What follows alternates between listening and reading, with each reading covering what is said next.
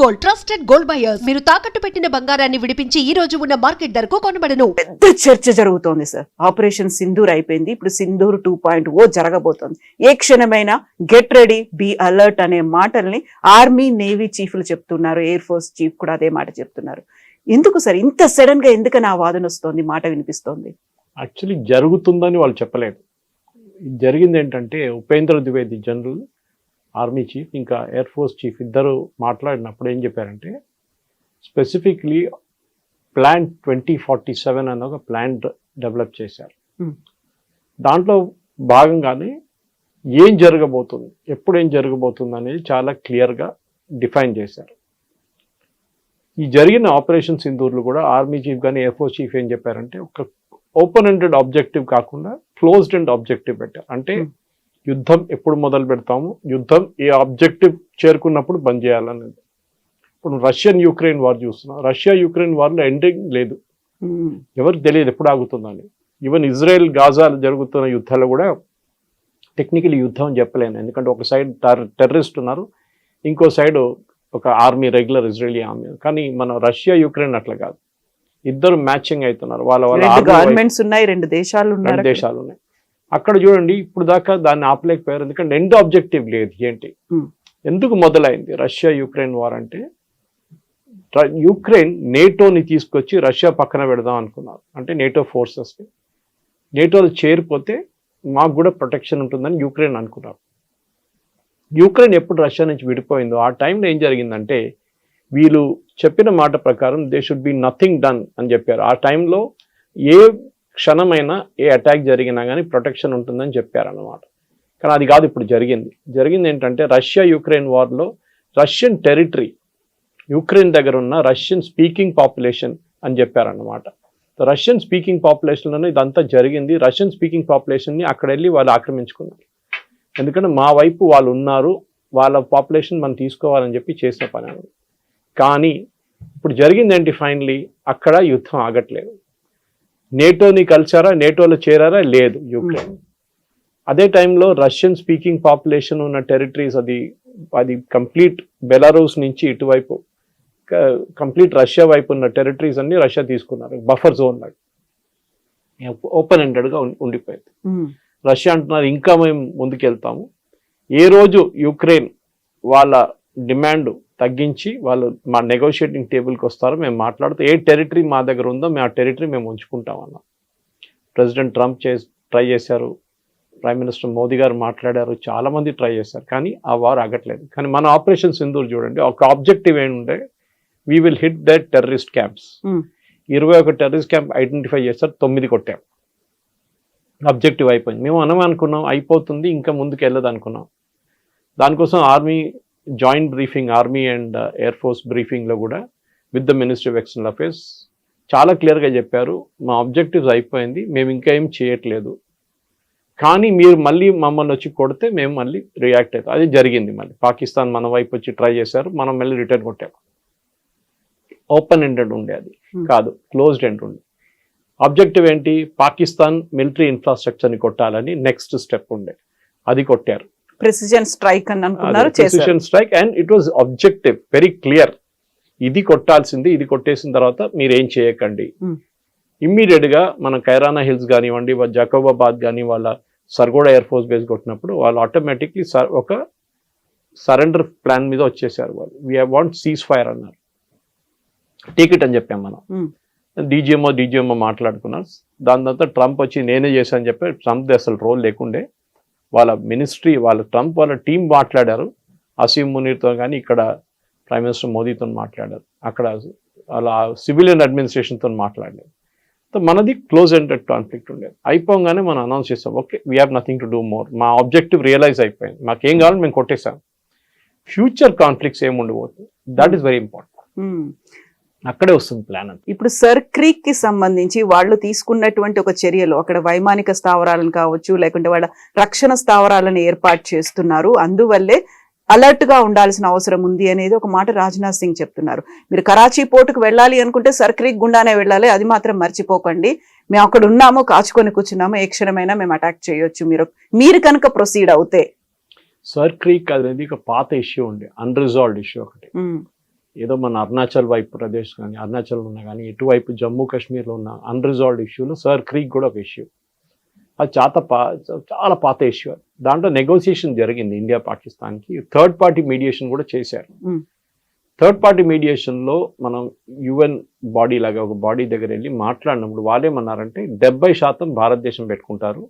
And it's a very marshy area. అక్కడ మీకు 6 నెలలు నీళ్ళు ఉంటుంది, 6 నెలలు నీళ్ళు ఉండవు. So it's very very marshy kind of. అక్కడ మీరు బిల్డింగ్లు ఏం కట్టలేవు, అందులో హ్యాబిటాట్ కూడా ఏముండదు ఎక్కువ.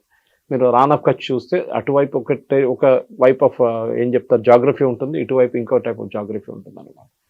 సో దాంట్లో 30% పాకిస్తాన్కి ఇచ్చామన్నారు. పాకిస్తాన్ అని మేము అగ్రీ చేయమన్నారు. మరి కొత్తగా 2-3 పోస్టులు తీసుకొచ్చి పెట్టారు. మనం ఏమన్నా సరే మీరు పోస్టులు పెట్టారు కదా, మీరు ఇంకా ఇక్కడ రండి, మీ వైపు నుంచి ఇక్కడికి వస్తే మేము చూపిస్తాం.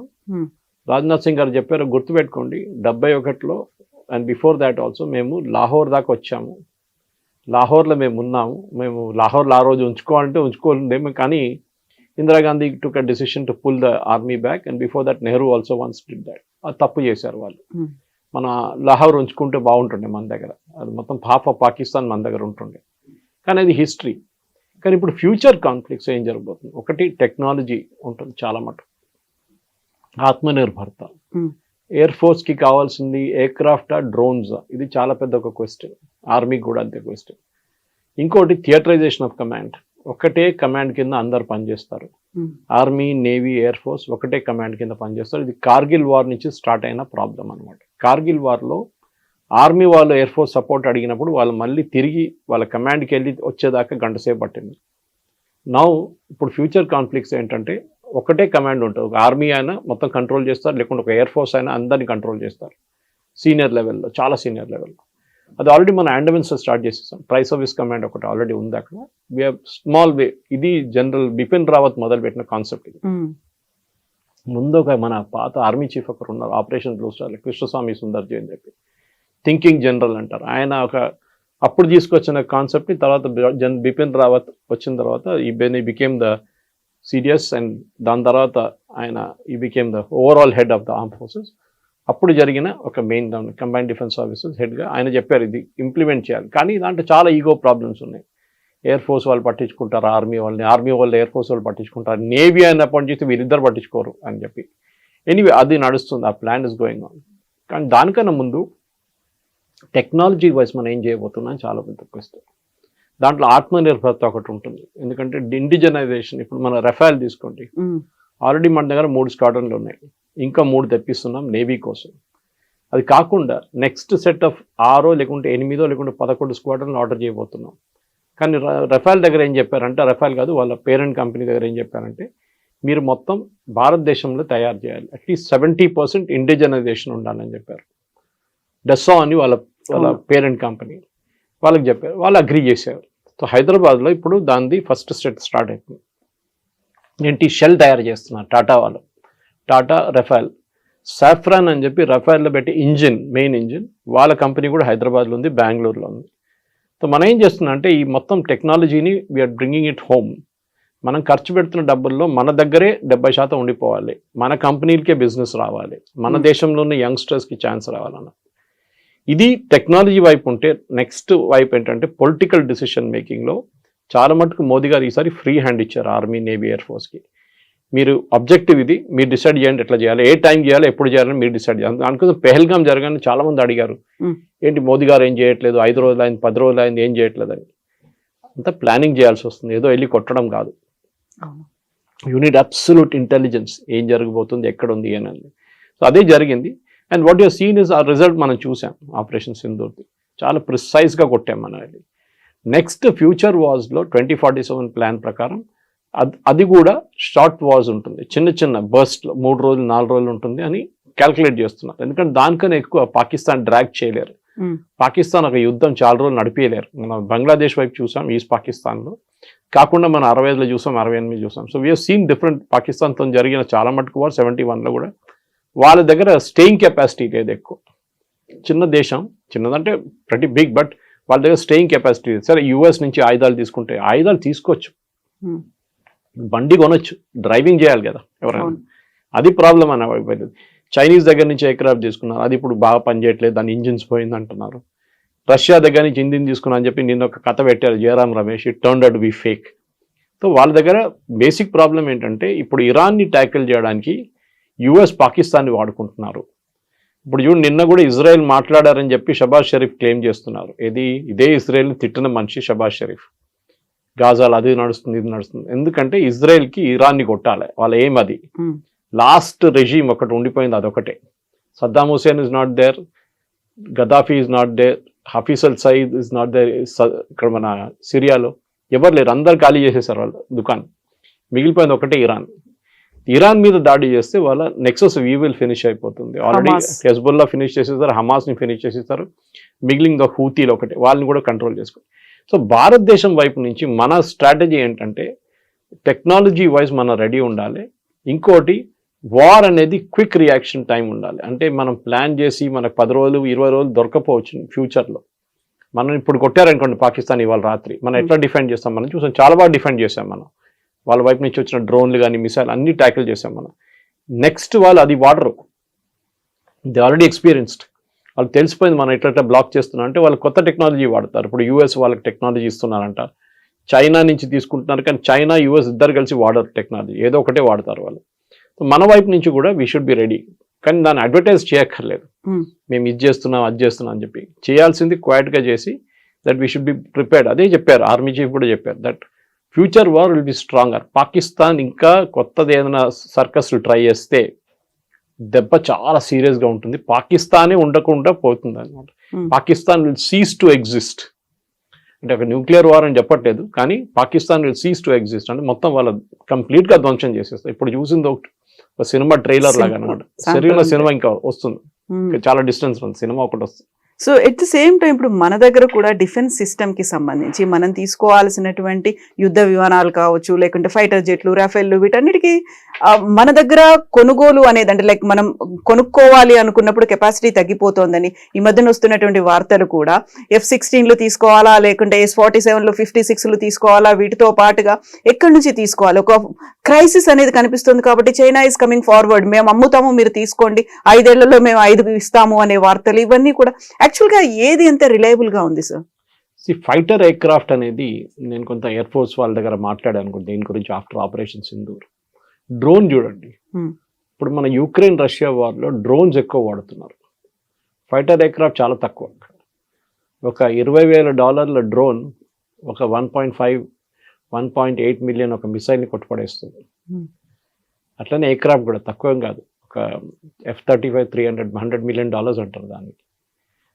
అంత ఎక్స్పెన్సివ్ ఎయిర్ క్రాఫ్ట్ మెయింటైన్ చేయాలన్నా వద్దా అనేది మనకు పెద్ద క్వశ్చన్. నెక్స్ట్ మనకు కూడా మన వైపు నుంచి యాక్మా కానీ దానికన్నా ముందు తేజస్ 1 and 2కి మనం చాలా మటుకు డిలేస్ అయింది మన దగ్గర, DRDO వైపు నుంచి, HAL వైపు నుంచి. అది ఎయిర్ ఫోర్స్ చీఫ్ చాలా క్లియర్గా చెప్పారు, వాళ్ళకి చెప్పిన డెడ్ లైన్ వాళ్ళు మీట్ చేయట్లేదు. సో వాళ్ళు డెడ్ లైన్ మీట్ చేయకపోతే ఏం చేయాలి? వాళ్ళ మెయిన్ ప్రాబ్లం ఏముంటుంటే ఇంజిన్ గురించి. ముందు మనం GE దగ్గర నుంచి ఇంజిన్ తీసుకుందాం అనుకున్నాం from US for the basic air craft training, అది జరగలేదు. దాని తర్వాత అప్పుడు దాకా తేజస్లో కొత్త ఇంజిన్ తీసుకొచ్చాం, దాని తర్వాత ఫ్రెంచ్ వాళ్ళు ఆఫర్ చేశారు ఇప్పుడు. దాని తర్వాత ఎక్మా ఉంది, నెక్స్ట్ జనరేషన్ 4.5 సిస్టమ్ ఒకటి ఉంది, జనరేషన్ ఫైటర్, దానికి కావాల్సిన ఇంజిన్. మిగతా అన్ని మనం ఏవియానిక్స్ దాకా షెల్ అన్ని తయారు చేసుకుంటాం. Engines are very very crucial. ఇది ఎట్లయిపోతుందంటే మనం కార్ షోరూమ్కి వెళ్ళిన తర్వాత వాడు కార్ చూపించి ఇది 5 లక్షల కార్ అంటాడు, మీరు చాలా హ్యాపీ అయిపోతారు, ఇంత తక్కువ నా కార్ వస్తుంది, దాంట్లో అంటాడు ఇంజిన్ లేదంటాడు, మళ్ళీ ఇంజిన్ పెడితే ఇంత అవుతా అంటాడు. So air craft is like that. Fighter air craft కొనేటప్పుడు మనకి ఏం కావాలో అది అడుగుతారు వాళ్ళు. మీ వైపు నుంచి ఎక్కడెక్కడ ఆపరేట్ చేయాలి, డెసర్ట్ ఆఫ్ రాజస్థానా, లదాఖ్లో -40 degrees లేకుంటే అరుణాచల్ ప్రదేశ్లో ఉన్న వర్షాల్లో ఎక్కడ యూజ్ చేస్తారు ఎయిర్ క్రాఫ్ట్. ఎందుకంటే తీసుకున్న 3-4 స్క్వాడ్రన్లు తీసుకుంటాం కదా, ఒక స్క్వాడ్రన్ అంటే 14 నుంచి 16 ఎయిర్ క్రాఫ్ట్. సో దాన్ని ఇంజిన్ డెవలప్ చేయాల్సి వస్తుంది. ఇంజిన్ ఈచ్ ఎయిర్ క్రాఫ్ట్కి ఒక్కొక్కసారి కొంటున్నప్పుడు డిఫరెంట్ ఇంజిన్స్ ఉంటుంది. ఇప్పుడు రష్యా దగ్గర తీసుకున్నప్పుడు రష్యా వాళ్ళు దాంతో సర్వీస్ ఇస్తారు మనకి, we will take care of the air craft. The US problem ఏంటంటే ఇట్లానే బ్లాక్మెయిల్ చేస్తారు. దీనికన్నా ముందు కూడా మనం న్యూక్లియర్ బ్లాస్ట్ చేసినప్పుడు పోఖ్రాన్లో మొత్తం బ్యాన్ చేసి పడేస్తారు వాళ్ళు. ఆలోచించండి, మీరు కొత్త కొత్త ఎయిర్ క్రాఫ్ట్ తీసుకుంటారు, F-35 తీసుకుందాం అనుకున్నా, తీసుకోరు, అది ప్రసక్తే రాదు. తీసుకుంటే కూడా దాని స్పేర్ పార్ట్స్ రేపు ఆపేసి ఏం చేస్తారు మీరు? It become junk. బ్లాక్మెయిల్ చేసిన యూఎస్ ఇస్ ఎక్స్పర్ట్స్. మనం ఏం చేయాలంటే కొంటున్నప్పుడు instead of buying wholesale Russia దగ్గర నుంచి, లేకుంటే ఫ్రాన్స్ దగ్గర నుంచి, లేకుంటే యూఎస్ దగ్గర నుంచి కొనే బదులు mix and match of aircraft కొనాల్సి వస్తుంది. F-16 ఇస్ వెరీ పాత టెక్నాలజీ, అది F-16 పోయింది కంప్లీట్గా. We have to take new technology. 5th generation ఫైటర్కి వచ్చేసాం ఇప్పుడు, 3rd జనరేషన్ కాదు ఇప్పుడు మనకు కావాల్సింది. సో 5th జనరేషన్ ఎయిర్క్రాఫ్ట్లో మనం కూడా యాక్మా అని చెప్పి తయారు చేస్తున్నాం ఒకటి కొత్త టెక్నాలజీతో. బహుశా 2040 దాకా రెడీ అయిపోతుంది. దానికన్నా ముందు 2035 ఇంకో సెట్ ఎయిర్క్రాఫ్ట్ రావాల్సింది. తేజస్ 2 ఏమో 2013 ఎండి దాకా డెలివర్ అంటున్నాం. చాలా పెద్ద ప్లాన్ ఉంది. ఈ ప్లాన్లో అంతా మనం తయారై పాకిస్తాన్, మనకు ప్రిన్సిపల్ ఎనిమీ పాకిస్తాన్. చైనా కూడా ఉన్నారు, కానీ చైనా ఇండియా అంటే ఒక 1-to-1 ఫైట్ అయితే మన ఈక్వల్ ఫైట్లో ఉంటాం. చైనా కూడా చాలా మంచి టెక్నాలజీ ఉంది వాళ్ళ దగ్గర, వాళ్ళ పాత సిస్టమ్ లాగా కాదు. They have developed real good technology. సరే వాళ్ళ రాడార్ పనిచేయట్లేదు ఈసారి, అది మనం కొట్టాము, అదంతా జరిగింది. కానీ చైనాకి కావాల్సింది, చైనా పాకిస్తాన్కి ఇచ్చింది 3rd రేట్ ఇచ్చారు, 2nd హ్యాండ్ స్టఫ్ ఇచ్చారు, మంచి మిషన్స్ ఏమి ఇవ్వలేదు వాళ్ళు. కానీ ఫ్యూచర్ వార్లో చెప్పలేము. టిబెట్ వైపు నుంచి కానీ అరుణాచల్ వైపు నుంచి చైనా డైరెక్ట్ మన మీద యుద్ధం చేయరు. ఎందుకంటే వాళ్ళకి తెలుసు మనం చైనా భారతదేశ యుద్ధం వచ్చేస్తే అప్పుడు యుఎస్ ఇన్వాల్వ్ అయిపోతారు, భారతదేశం వైపు వచ్చేస్తారు యుఎస్. సో చైనాకి చాలా క్లియర్గా తెలుసు అనమాట. దానికోసం వాళ్ళు ఇప్పుడు ఏం చేయట్లేదు. ఇప్పుడు చూడండి, పాకిస్తాన్లో యుఎస్ వచ్చి పాకిస్తాన్తో ఒక అగ్రిమెంట్ చేసుకుంటే చైనా విత్డ్రా చేసుకుంటే పోతున్నారు అక్కడి నుంచి. So belt and road initiative కానివ్వండి, మిగతా ఇనిషియేటివ్స్లో వాళ్ళు విత్డ్రా చేస్తున్నారు. ఇప్పుడు వాళ్ళు ఏదో ప్రామిస్ చేశారు అదంతా విత్డ్రా చేస్తున్నారు ఫండింగ్ అని. సో చైనా కాదు మన main enemy Pakistan. So western ఫ్రంట్లో పాకిస్తాన్ ఉన్నప్పుడు మనకు పెద్ద వరి ఏంటంటే, ఒక అటువైపు బంగ్లాదేశ్ కూడా ఇప్పుడు ఒక 3 ఫ్రంట్ వార్లో తయారైంది. ముందు బిపిన్ రావత్ గారు 2.5 ఫ్రంట్ వార్ అన్నారు. Pakistan, China and urban Naxals. అది అర్బన్ నెక్సల్స్ని ఇప్పుడు మొత్తం ఆల్మోస్ట్ ఫినిష్ చేసేసాం. ఇప్పుడు మన దగ్గర ఉన్నది పాకిస్తాన్, చైనా, బంగ్లాదేశ్. ఈ Bangladesh is a big worry, because Pakistan వాళ్ళ ఎయిర్క్రాఫ్ట్ తీసుకొచ్చి అక్కడ పెట్టి రేపు అక్కడున్న బేస్ నుంచి వాడుకుంటే then it becomes a problem. Hasimara కానీ మిగతా ఎయిర్ఫోర్స్ బాగ్డోగ్రా కొట్టాలంటే they have to hit from Bangladesh ఉంది. సో అది లేకుంటే మొత్తం ఓవర్ఫ్లై చేసి రాలేరు వాళ్ళు. సో మెయిన్గా ఏంటంటే స్ట్రాటజీ వైజ్ కమాండర్స్ కాన్ఫరెన్స్లో కూడా అదే డిసైడ్ చేశారు. ఫ్యూచర్ వార్ఫేర్ అనేది పాత వార్ఫేర్ లాగా కాదు. పెద్ద పెద్ద ట్యాంకులు, ఒక 400 మంది పరిగెత్తుకుంటూ పోతున్నారు, లేకుంటే వేలాది మంది పరిగెత్తుకుంటూ పోతున్నారు తుపాకీలు తీసుకొని, అది తీసుకొని, ఇది తీసుకొని. Doesn't work like that. Modern వార్ఫేర్లో మీరు ఇప్పుడు రష్యా యుక్రెయిన్ వార్ చూడండి, ఎక్కువ సోల్జర్స్ కనిపించారు, చాలా మంది చనిపోయారు, 1,00,000 మంది ఇటువైపు అటువైపు చనిపోయారు. సో దే హ్యావ్ రియలైజ్ అదే అక్కర్లేదు, ఎక్కడో కూర్చొని ఒక డ్రోన్ కొడితే అది అక్కడ వెళ్ళి పడిపోతుంది, దాన్ని డ్యామేజ్ చేయాల్సింది చేసేస్తుంది. And we seen that nuclear command ఎయిర్క్రాఫ్ట్ని కొట్టారు యుక్రెయిన్. రష్యా టెరిటరీలో 3,000 కిలోమీటర్లు నడిపించుకుంటూ పోయి బండి తీసుకెళ్ళి తెలియకుండా అక్కడి నుంచి వాళ్ళు రిమోట్లీ లాంచ్ చేశారు డ్రోన్స్. చాలా డ్యామేజ్ జరిగింది రష్యాకి. సో ఫ్యూచర్ ఆఫ్ వార్ఫేర్ అనేది పాకిస్తాన్తో జరిగితే, పాకిస్తాన్ మనం ఎప్పుడు never under estimate your enemy అంటారు. చాణక్య కూడా అదే అన్నారు, నెవర్ అండర్ ఎస్టిమేట్. పాకిస్తాన్లో ఏముండదు అది కాదు, వాళ్ళు ఎక్కడి నుంచో తెచ్చుకుంటారు, ఏదైనా అడుక్కొని తెచ్చుకుంటారు వాళ్ళు. Turkey is a big problem. మనం టర్కీని ఎప్పుడు మనం సీరియస్గా తీసుకుంటలేము. డ్రోన్ టెక్నాలజీలో Turkey is really good. North Korea వైపు నుంచి మిసైల్స్ తెచ్చుకుంటారు వీళ్ళు. సో మనం ఎప్పుడైనా పాకిస్తాన్తో డీల్ చేస్తున్నప్పుడు మనం వాళ్ళ మీద కంప్లీట్ 100% నిఘా ఉండాల్సింది. మనకి వాళ్ళు ఏం చేయబోతున్నారు, ఎప్పుడు ఏం చేస్తున్నారు అని చాలా క్లారిటీ ఉండాలి. దానికోసం ఈ డాక్టరీని తయారు చేసినప్పుడు 2047 ప్రాజెక్ట్లో we will deal with Pakistan. కానీ మన మీద నెక్స్ట్ టైం ఇట్లాంటి ఏమైనా దాడి చేస్తే దానికి ఫస్ట్ పెహల్గాం జరగాలి కదా. పెహల్గాం జరుగుతుంది మనం చెప్పాం, ఆపరేషన్ సింధూర్ పాస్ట్లో ఉంది, ఆపలేదు. So we can pass button మళ్ళీ ప్రెస్ చేస్తే మళ్ళీ పాట మొదలవుతుంది. So that is what Pakistan చాలా క్లియర్గా తెలుసు అనమాట. టెర్రరిస్ట్ అటాక్ నడుస్తుంటుంది జమ్మూ కాశ్మీర్లో, అది it's a part and parcel of life. కానీ మన సివిలియన్స్ మీద మీరు దాడి చేస్తే then operation Sindoor 2.0 will start. మనం ఈ చెప్పిన దాని ప్రకారం షార్ట్ అండ్ స్వీట్ వార్ ఉంటుంది. అది ఒకటే దాంట్లో కొట్టేసి 2 రోజుల తర్వాత చేతులన్నీ దులిపేసి మనం వచ్చేస్తాం, అయిపోతుంది, కథం అయిపోయింది. ఎగ్జాక్ట్లీ. సో ఇదే మాటని వాయుసేన చీఫ్ అమర్ప్రీత్ కూడా అదే మాట చెప్తున్నారు. లాంగెస్ట్ కిల్ చేసాము, ఇప్పటిదాకా జరగనంత 300 కిలోమీటర్స్ ముందుకు చొచ్చుకొని పోయి చేశాము. గతంలో చూపించినటువంటి సహనం, సంయమనం అనేది ఇప్పుడు మాకు కనిపించదు. మీరు ఎలా ఉంటారో అంతకు మించి మేము యాక్ట్ చేయబోతున్నాము అనుకున్నప్పుడు సైలెంట్ గా అయితే ఉంటుందంటారా? లైక్ పాకిస్తాన్ ఇప్పుడు ఒక వార్నింగ్ అయితే మనం ఇచ్చాం, మీరు ఏదో చేయబోతున్నారు, మేము వార్నింగ్ ఇస్తున్నాము అనేది. సైలెంట్ గా ఉంటుందా, వాళ్ళు ఏదో చేయబోస్తారు అనేది? అలా పాకిస్తాన్ ఆలోచన స్ట్రాటజీ ఉంటుందంటారా ఇప్పటిదాకా చూస్తే? పాకిస్తాన్ ఒక ఫెయిల్డ్ నేషన్ అండి. Economically failed, militarily failed. ఎన్ని యుద్ధాలు ఓడిపోయారు భారతదేశంతో. 71 వాజ్ అల్టిమేట్ హ్యూమిలియేషన్. ఢాకాలో సరెండర్ చేయాల్సి వచ్చింది.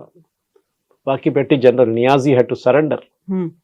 దట్ అంతకన్నా పెద్ద ఇన్సల్ట్ ఒక ఆర్మీ ఒక సోల్జర్కి కానీ ఒక జనరల్కి ఎప్పుడు ఉండదు సరెండర్ చేయడం అనేది. పాకిస్తాన్ మన మీద దాడి చేయడం కన్నా ఎక్కువ వాళ్ళ దగ్గర ఇప్పుడున్న ఫారిన్ ఎక్స్చేంజ్ రిజర్వ్ చూస్తే డబ్బులు అసలు లేదు. కానీ యూఎస్ ఇప్పుడు సహాయం చేస్తున్నారు. ఎందుకు? ఒకటి, ట్రంప్ వాళ్ళ ఫ్యామిలీని హెల్ప్ చేశారు. వాళ్ళ క్రిప్టో కరెన్సీ వాళ్ళ డీల్స్లో వాళ్ళ కొడుకు చేస్తున్న బిజినెస్ని వాళ్ళు నడిపిస్తున్నారు. పాకిస్తాన్ చాలా మటుకు పాకిస్తాన్ జనరల్స్ డబ్బులు పెట్టారు దాంట్లో. అది కాకుండా సెకండ్ థింగ్ వాళ్ళ రేర్ ఎర్త్స్, అది బలూచిస్తాన్ కానివ్వండి, ఖైబర్ పఖ్తూన్ఖా ఏరియాలో రేర్ ఎర్త్స్ చాలా ఉంది. టంగ్స్టన్ కానీ పెలేడియం కానీ చాలా మటుకు రేర్ ఎర్త్స్ ఉంది అక్కడ. ఇదంతా క్వార్ట్స్, ఇదంతా తీయాలంటే అమెరికన్ టెక్నాలజీ కావాల్సి వస్తుంది. పాకిస్తాన్ దగ్గర లేదు. సో పాకిస్తాన్ ఇచ్చేశారు. ఆలోచించండి, వైట్ హౌస్కి ఒక డబ్బా తీసుకెళ్లారు వాళ్ళు, స్వీట్ డబ్బా లాగా డబ్బా తీసుకెళ్ళి ఓపెన్ చేసి జనరల్ మునీర్ ఇస్ షోయింగ్ ఇది మా దగ్గర ఇదన్నీ ఉన్నాయండి, అక్కడ ఇన్ని రకాలు ఉన్నాయి, మీరు వచ్చి తీసుకోండి అని చెప్పి, మాకు ఇంత డబ్బులు ఇచ్చేసేయండి, మీరు తీసుకెళ్ళిపోండి అని. ఆ డబ్బుల్లో 30% ఆర్మీ వాళ్ళకి వెళ్ళిపోతుంది. వాళ్ళు లండన్ లో ఇల్లు కొనుక్కుంటారు, వాళ్ళ పిల్లల ఎడ్యుకేషన్ సెటిల్ అయిపోయి అందరూ పాకిస్తాన్ ఆర్మీ వాళ్ళు అందరూ రిటైర్ అయినాక సెటిల్ ఇన్ లండన్. వాళ్ళ ఒక పెద్ద బంగ్లా తీసుకుంటారు, అక్కడ సెటిల్ అయిపోతారు వాళ్ళు. కానీ భారతదేశం మీద చేయబోయే దాడిలో ఇప్పుడు ఇక్కడ ప్రాబ్లం ఎక్కడ వస్తుందంటే, రేపు బలూచిస్తాన్ ఇప్పుడు దాకా Baloch army was on upper hand, liberation army. ఇప్పుడు యూఎస్ ఏం చేశారు, అక్కడ వాళ్ళకి తవ్వాలని చెప్పేసి వాళ్ళని టెర్రరిస్ట్ గ్రూప్గా డిక్లేర్ చేశారు. సేమ్ విత్ ఖైబర్ పఖ్తూన్ వాళ్ళ మొన్న బాంబింగ్ చేశారు, పాకిస్తాన్ ఎయిర్ ఫోర్స్ వాళ్ళ సివిలియన్స్ మీదే బాంబింగ్ చేశారు. ఈ రెండు ఐసోలేటెడ్ ఇన్సిడెంట్గా చూడకుండా మనం చూస్తే క్లియర్గా పాకిస్తాన్ ఇప్పుడు యుఎస్తో కలిసి వాళ్ళ యుఎస్కి కావాల్సిన ఏం కావాలో ఇచ్చేస్తున్నారు, మమ్మల్ని కాపాడుకోండి అని చెప్పేసి. సో రేపు యుద్ధం జరగడానికి ప్రసక్తి లేదు, ఎందుకంటే అమెరికా ఉన్నప్పుడు దాకా మనం ఏం చేయం అక్కడ. అమెరికా కూడా సెల్ఫిష్ ఇంట్రెస్ట్ ఉంటుంది, మేము ఉన్నదాకా మీరు ఇద్దరు కొట్లాడకండి, మేము కూడా పాకిస్తాన్ దగ్గర చెప్తాం ఏం చేయకండి అని చెప్పి. కానీ మన పికింగ్ పాయింట్ ఎక్కడ వస్తుందంటే, మన దగ్గర ఈ టెర్రర్ గ్రూప్స్ పంపిస్తూనే ఉన్నారు. ఒక ఫ్యాక్టరీ ఉంది అక్కడ, అది లష్కర్ తోయిబా కానివ్వండి, మన మిగతా టెర్రర్ గ్రూప్స్ అక్కడ ఏదైనా కానివ్వండి, వీళ్ళందరూ తయారు చేసి పంపిస్తున్నారు టెర్రర్ గ్రూప్స్ని ఇక్కడ. జైషే మహమ్మద్ వీళ్ళందరూ, హిజ్బుల్ ముజాహిదీన్. సో వీళ్ళని ఆపడానికి మనం స్ట్రాటజీ ఒకటి పెట్టుకోవాలి చాలా clear. Next attack Sindoor will start again. America అక్కడ ఉన్నారో లేదో మాకు తెలియదు. So America selfish interest, Pakistan చూసుకోండి, టెర్రర్ గ్రూప్స్ని మా వైపు పంపించకూడదు. ఎందుకంటే వీళ్ళు మళ్ళీ అంటున్నారు మేము కొత్త బిల్డింగ్లు కడతాము, మేము పెద్ద పెద్ద బిల్డింగ్లు కడతాము, మీరు బాంబ్ చేసినాకన్నా పెద్ద బిల్డింగ్లు కడతా అంటున్నారు టెర్రర్ గ్రూప్స్. కట్టండి, నో ప్రాబ్లం, దాన్ని కొట్టడానికి కూడా ఎక్కువ టైం తీసుకోదు. ఇక్కడి నుంచి ఒక బ్రహ్మోస్ పంపిస్తే అయిపోతుంది. ఎందుకంటే లాస్ట్ టైం మీకు గుర్తుంటుంది కవిత గారు, we had to enter Pakistan, బాలాకోట్లో. పాకిస్తాన్లో మన ఎయిర్క్రాఫ్ట్ ఎంటర్ చేయాల్సి వచ్చింది, అక్కడే అభినందన్ ప్రాబ్లం జరిగింది, సర్జికల్ స్ట్రైక్. ఈ టైంలో అది లేదు. None of our aircraft entered Pakistan air space including Rafale shoot and scoot కేపబిలిటీలో 200 నుంచి 300 కిలోమీటర్ దూరం దాకా మిసైల్ కొట్టచ్చు. మన వైపు బార్డర్ దగ్గర వెళ్ళి నిలబడి అక్కడి నుంచి ఫైర్ చేసి వాళ్ళు వెళ్ళిపోయారు వాళ్ళ బేస్కి. Same with BrahMos, same with Agni. మనం ఏదైనా యూస్ చేయాలి, Agni of course intercontinental ballistic missile, మన చైనా దాకా కొట్టచ్చు. కానీ పాకిస్తాన్ వైపు 300 కిలోమీటర్ మన నార్మల్ మిసైల్స్ నడిచిపోతుంది. సో ద ఓవరాల్ సినారియో ఏంటంటే, ఒకటి చాలా సీరియస్గా ఆర్మీని ప్రొఫెషనలైజ్ చేయడం. నేను కొన్ని రోజుల ముందు ఒక హెచ్ఎంఏ సెమినార్లో మాట్లాడాను, హైదరాబాద్ మేనేజ్మెంట్ అసోసియేషన్లో. College of defence management officers వచ్చారు. మన యాప్రాలో ఉన్న పెద్ద కాలేజ్ ఉంది వాళ్ళ ఆర్మీది, ఆర్మ్ ఫోర్సెస్ది. వాళ్ళ కర్నల్ లెవెల్, వాళ్ళ మేజర్ లెవెల్లో army officers, naval and air force officers training ఇస్తారు, షార్ట్ టర్మ్ ట్రైనింగ్ 6 నెలలు 1 సంవత్సరానికి. వాళ్ళు వచ్చినప్పుడు నేను అదే మాట అన్నాను, నేను కూడా మాట్లాడాను 5 నిమిషాలు అక్కడ. నేను అడిగిన ప్రశ్న ఏంటంటే కమ్యూనికేషన్ గురించి, నెరేటివ్ గురించి. మనం యుద్ధం గెలిచాం కానీ నెరేటివ్ ఓడిపోయామా అని చెప్పేసి. పాకిస్తాన్ ఇప్పుడు కూడా చెప్పుకుంటున్నారు మేము 5 కొట్టాము, 7 కొట్టాము, 9 కొట్టాము, 11 కొట్టామని. సరే నాయన ప్రూఫ్ అయితే చూపి అంటే ప్రూఫ్ లేదు, మీ సోషల్ మీడియాలో ఉంది, మీరు చూసుకోండి అంటున్నారు. ఆలోచించండి. సో మన ఆర్మీ దగ్గర ఉన్న అన్నిటికంటే పెద్ద వీక్నెస్ ఇప్పుడు ఏంటంటే కమ్యూనికేషన్ స్కిల్స్. అది మనం పాకిస్తాన్ చూడండి, ఒక రోజులో వాళ్ళు 3 ప్రెస్ కాన్ఫరెన్స్ 4 ప్రెస్ కాన్ఫరెన్స్ చేశారు DGISPR, మనం ఒకటే చేశాం. అది వాళ్ళ సోషల్ మీడియా వాళ్ళు వాడుకున్నారు, చాలా మంచిగా వాడుకున్నారు. మన దగ్గర రియాక్షన్ కొంచెం స్లో ఉండే. మీలాంటి నాలాంటి వాళ్ళు వెళ్ళి ట్వీట్ చేశారు. కానీ ఆర్మీ వైపు నుంచి, ఆర్మీ అంటే ఆర్మ్ ఫోర్సెస్, ఇండియన్ ఆర్మ్ ఫోర్సెస్కి ఒక కొత్త కమ్యూనికేషన్ ప్లాన్ తీసుకురావాల్సి వస్తుంది. ఎందుకంటే ఇప్పుడు నడుస్తున్న వార్ అంతా disinformation campaign. Exactly. Ukraine Russia war చూస్తే, యూరోపియన్ న్యూస్ పేపర్స్ చూస్తే యుక్రెయిన్ గెలిచేసింది, రష్యా అయిపోయింది. ఇప్పుడు రష్యా వైపు నుంచి చూస్తే రష్యా అంటున్నారు, యుక్రెయిన్ ఎక్కడ, యుక్రెయిన్ లేనే లేదు గేమ్లు అంటున్నారు. సో ఈ డిస్ఇన్ఫర్మేషన్ వార్లో మనం అక్కడ కొత్త డాక్టరీని తయారు చేయాల్సి వస్తుంది. బికాజ్ అక్కడే మనం ఓడిపోతున్నాం. ఈ డిస్ఇన్ఫర్మేషన్ వార్లో మనం పాకిస్తాన్ వైపు కొట్టాం ఇప్పుడు లాస్ట్లో మీరు చెప్పినట్లు ఎయిర్ ఫోర్స్ చీఫ్ చెప్పారు మొన్న అమర్జిత్ సింగ్, అవును. మేము ఇన్ని ఎకరామ్ కొట్టాం, మేము ఇన్ని లొకేషన్ మనకు తెలుసు, శాటిలైట్ పిక్చర్స్తో సహా మనం చూపించాం. కానీ వాళ్ళ వైపు నుంచి ఉన్న సోషల్ మీడియా కానీ వాళ్ళ వైపు నుంచి ట్రోల్స్ కానీ మన మీద పడ్డారు వచ్చి, మనం దాన్ని కౌంటర్ చేయలేకపోయాం. లాస్ట్ డే సీనియర్ ఆఫీసర్స్ని తీసుకొచ్చారు, అప్పుడు కొంచెం మారింది అనుకోండి. కానీ అప్పుడు కూడా ఒక యుద్ధం నడుస్తున్నప్పుడు 24 గంటల్లో చాలా జరగవచ్చు, ఏదైనా జరగవచ్చు. So you need to have regular briefings అన్నమాట. ఎవ్రీ 3 hours 4 hours ఒక అప్డేట్ ఇవ్వాల్సి వస్తుంది. మీరు ఫిజికల్ కాన్ఫరెన్స్ పెట్టక్కర్ కానీ అప్డేట్స్ ఇవ్వాల్సి వస్తుంది, అట్లీస్ట్ ట్వీట్ చేయడం. ఇది ప్రాబ్లం ఎక్కడ వస్తుందంటే ఇది పొలిటికల్ క్లియరెన్స్ కావాల్సి వస్తుంది. మోదీ గారు దగ్గర నుంచి వెళ్ళి అడగడం కాదు, ట్వీట్ చేయడానికి కూడా army has to take command and control structure ఉంటుంది వాళ్ళ దగ్గర. ఆ పై నుంచి కింద దాకా ఇన్ఫర్మేషన్ వచ్చేదాకా మీకు 3 hours 4 hours పడుతుంది. దాంట్లో అప్పుడు దాకా సిచ్యువేషన్ మారిపోతుంది మళ్ళీ. సో ఈ డాక్టరీన్తో సహా బహుశా ఆర్మీ వాళ్ళు, air force and navy would have planned out. కొత్త వార్ వస్తే ఇన్ఫర్మేషన్ వారే యుక్రెయిన్ రష్యా వార్లో అదే నడుస్తుంది. రోజుకి రోజు మేము ఒక యుక్రెయిన్లో ఒక బిల్డింగ్ ని కొట్టాము, అక్కడ 10 మంది చనిపోయారంటే యుక్రెయిన్ అంటే కాదు 100 మంది చనిపోయారంటారు, just to create an impact. గాజాలో జరిగే అదే ప్రాబ్లం అనమాట. So we have to plan not just missiles but also information campaign కూడా అనమాట. Yes, sir.